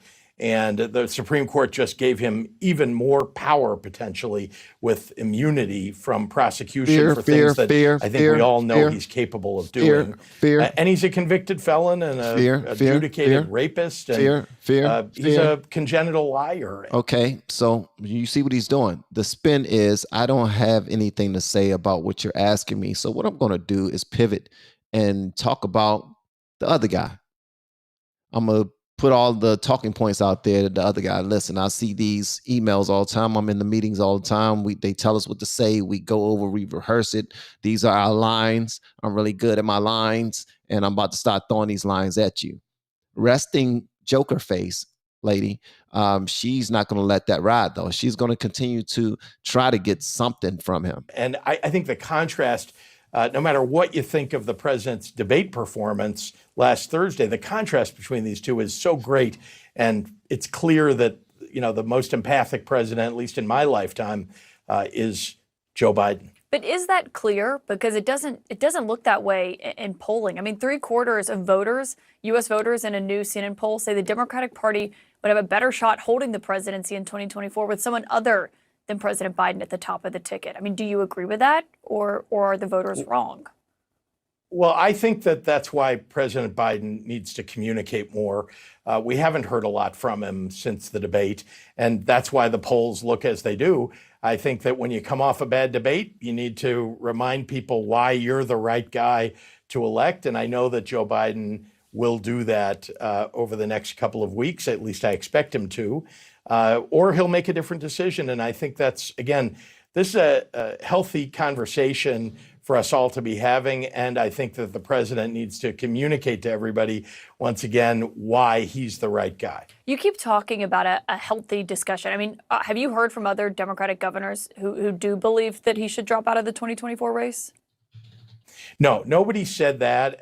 There was, you know, again, we had a call the other day, yesterday actually, in which people just expressed that they wanted to hear more from the president, that they certainly were concerned about the debate performance, but they just want to make sure that this is the right direction and that the president reassures them. I have not heard any of the governors express that, you know, he's not the right guy. It's just that I think there are... Dude is a liar. He's a liar. He's an outright liar. He don't want to say what everybody else is saying, nor should he. I'm not saying he should. Like, he's inside the room. He don't want to be the first person inside the room to say something that other people who are inside the room aren't willing to say. So now, you know, I mean, he knows that they're trying to position Kamala. He knows that they're trying to position her. He knows that they are tired of Joe Biden's mental state. He know that, and here he is right here with the rest of these gentlemen who refuse to talk about it. But they won't say anything because they're told that if you do, then you can lose support as well. Miss Thing, thank you so much for the super chat. I really appreciate it. You are absolutely phenomenal, man. For real. I don't even know what else to say. And happy Independence Day to all of you guys. But check this out, man. The left are turning. They are flipping. For real. And they are backing Kamala. It's all about Kamala. Look at these numbers. To do the same. Former presidents and party leaders will be asked to follow suit in hopes of avoiding a contentious fight. A more open race, advisors hope, would be for Harris's running mate, with a focus on leading Democratic governors. Harris has long taken a leading role in prosecuting the case against Donald Trump. Let us be very clear about who is responsible. Former President Trump handpicked handpicked 3 Supreme Court justices because he intended for them to overturn Roe. A new CNN poll finds Harris within striking distance of Trump in a hypothetical matchup, 47 to 45%, a race within the margin of error with no clear leader. Yeah, I don't think that they've been setting this up for a minute. Donald Trump handpicked these Supreme Court justices so that they could get rid of Roe.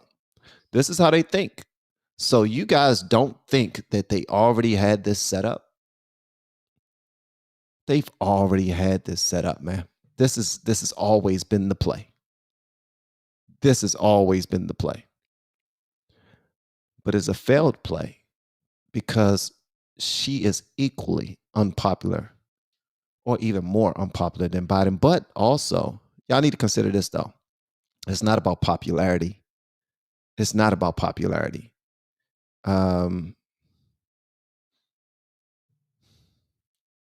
It's about who can control their sheep the most. And it seems like there's an abundance of sheep on the left that will definitely vote for a black woman if they think that there's a bigger chance for them to win. That's the only thing they need to know. Will we win? Will we win if we back this person? Well, yeah. I mean, obviously we'll get more women. She's a woman. We'll get more blacks. She's a black. Because, you know, they don't call anybody mixed. She's a black. So it's that simple to them. It's not about who will do best for the country. It's not about that at all. We've seen this lady it's crazy. Harris's stronger showing against Trump is built upon her standing with women. 50% of female voters back Harris over Trump compared to 44% for Biden again. Y'all hear that? 50% of women back Harris over Trump. And it's 44% when Biden is at the ticket. They're looking at women. They're looking at blacks. That's all they're looking at. Blacks and women. Against Trump. And among independents, 43% backing Harris, just 34% for Biden. As we talk to voters like Maureen Glenn in Wisconsin, Harris's name often comes up when Democrats express concern about Biden's age. Even if something were to happen to Biden, I have every faith in Kamala Harris, and I think that Biden or Kamala Harris has a sense to follow a qualified and good cabinet of leaders, and as a team that they can run the country well. Vice President Harris is literally waiting in the wings. Should President Biden make a decision to step aside? Of course, that is his choice alone to make. She's not waiting in the wings should he step aside. She's waiting in the wings because she believed that he don't have much longer to live and that she can just walk into the position. That's what this is. That's all this is, man. I don't know why they're trying to sugarcoat it and act like it's anything else. The dude is old as hell. And they knew that his body has been going down and his mind has been going down. And they've just been waiting for this opportunity to make it happen. But I want them to see something real quick because, no, never mind. I'm not going to show this. It will take too much time. But Kamala is not that. What has she done for the country? Just name one thing. Anything. Please, in the comment section, be as objective as possible. In the chat, name one thing that she's done for the country.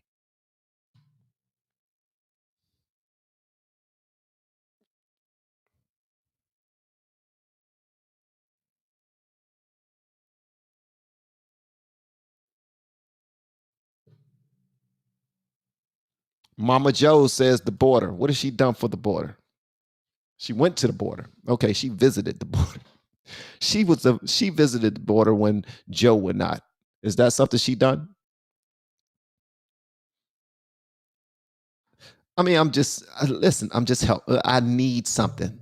Like just imagine me walking down the street, somebody saying, "Hey, Van, you do YouTube. I heard you talking smack about Kamala.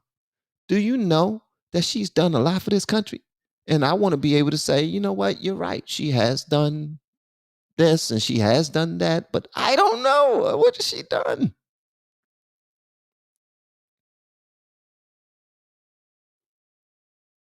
Anybody, anyone.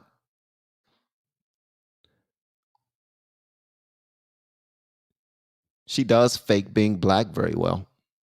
I would say, Susan, I'm with you on that. She does fake being black very well. And she know how to say all the sayings, and she fakes being black very well. What has she done though? Well, she laughs like she makes people laugh at her. She had sex with all the right people.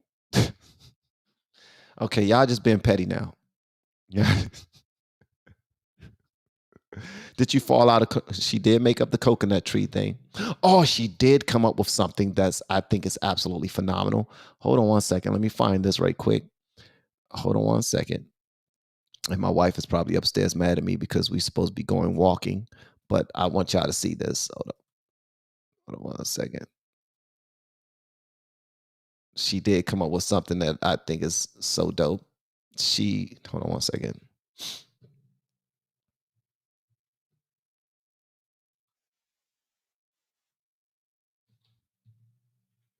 Hold on one second. She did say this. That's absolutely awesome. I don't trust people who fake laugh constantly. She does fake laugh often. I just want to know, what has she done? Harris has done nothing since. Hold on one second. My W says Harris has done nothing since she became VP. She's good at talking nonsense that makes no sense whatsoever. Ferdinand, what's going on, brother? And thanks again for the super chat. He says, my question is, America ready? My question is, America ready for a female president, or America still need a president? Is America ready for a female president? I mean, if the female president is a good one, absolutely. Can the female president tell us what a woman is? If you ask this lady president, what is a woman? Can she answer that honestly? Will she answer it honestly? Or will she be beholden to her donors? All right. Okay. Let's check this out right here. Listen to what she's about to say. And this gonna be it right here. If by the fourth or fifth time she says this, you can understand what it is she's saying. I can imagine what can be and be unburdened by what has been. You know? What can be unburdened by what has been. What can be unburdened by what has been. What can be unburdened by what has been. What can be unburdened by what has been. Try to understand it. You on Rumble, try to understand it. Try to understand what I mean. Unburdened by what has been. What can be unburdened by what has been. What we can. Someone said this to me, like in a time of doubt, and I've had times of great doubt in my life. If someone goes to me, I go, I'm not feeling very good. I've had a very difficult day. I'm frightened. I'm nervous. I'm not sure that I'm good enough. I can't cope anymore. What can Kamala? And see what we believe can be unburdened by what has. What can be unburdened by what has been. What can be. And it's Bill Clinton. I did some bad things in office, in this very office, as a matter of fact. I'm feeling pretty bad about it. Can't keep paying these dry cleaning bills. I don't even want to smoke anymore.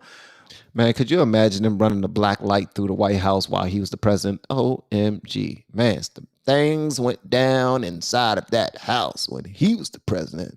You want to talk about going to a Diddy party? Go to a Bill Clinton party. Ooh. And the things he did involved a saxophone. Do not put your lips on that saxophone. If you know what I know, you won't put your lips on the saxophone. What can be unburdened. Ooh. Hallelujah. By what has been. Thank you, Jesus. What can be unburdened by what has been. Whew. What can be is unburdened by what might have been. wait a minute. Like maybe it's like a koan or something. Maybe if you sort of reflect on it, there might be a moment where your mind glitches into a deeper understanding of the nature of reality, like some immanent transcendent thing. God is both within you yet beyond you. Within me yet beyond me. Within me yet beyond. Oh no, I'm just made of energy. Unburdened by what has been. What can be. Unburdened by what has been. What can be. Unburdened by what has been. Who we can be. Unburdened by who we have been. What the does that mean?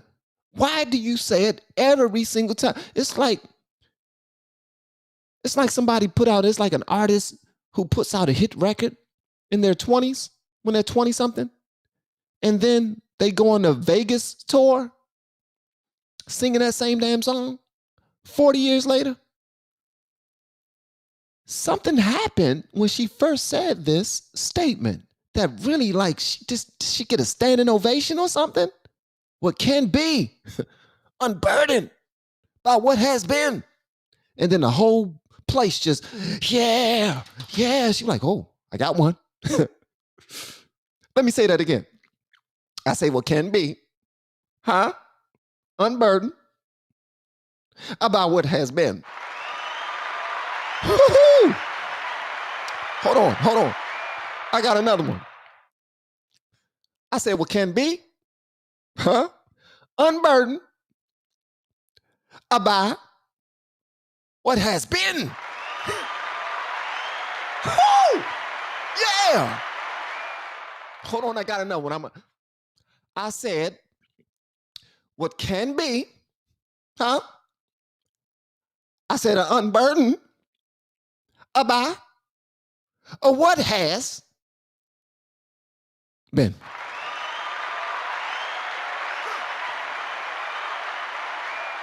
Thank you. Thank you. Thank you very much. They asking for Kamala to speak. Okay, I'll come up there and say some words. This is her speaking at her daggone best friend's wedding. She is the bride. She's the matron of honor.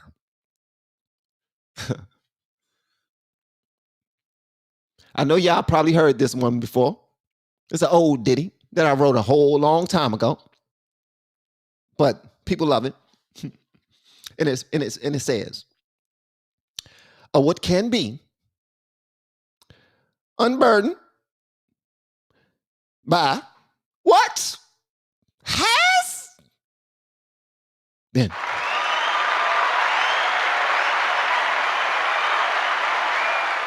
Y'all gonna get up out of here. Y'all gonna get up out of here. That one was for free.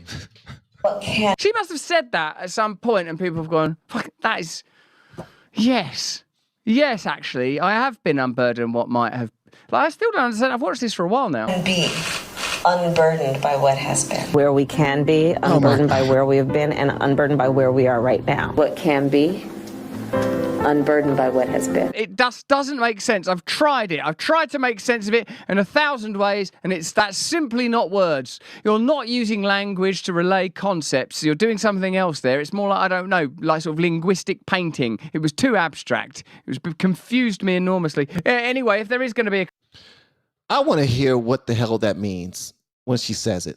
I want to hear what she said. I just want to know what it means. And I already know that when she gives a speech as the first Black woman president, breaking glass ceilings, she gonna say, in America, I just want you to understand this one thing right here, because this is what will make America great again. And I know somebody else said this before. You probably think he made it up, but he didn't make it up. I made it up. But I also made this one up. Get ready. Hold on to your draws, because they might just fly off. I say, what can be unburdened by what has been.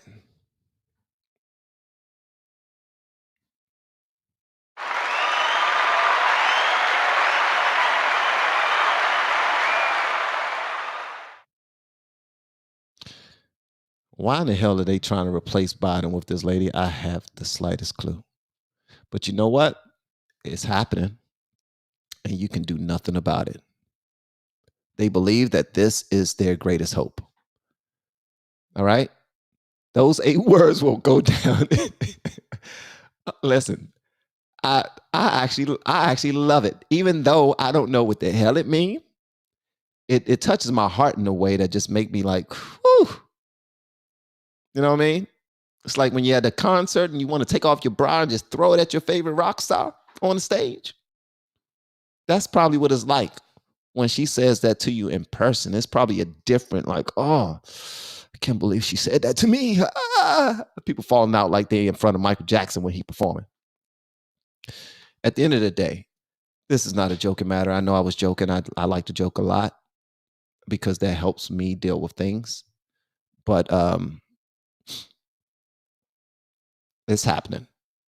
They are replacing Joe Biden with Kamala. And all I want to do is hear her say that live. I'll probably even go to the DNC. I'll probably go to the DNC when they give their speech and everything and they're having their parties, because they probably have the best parties.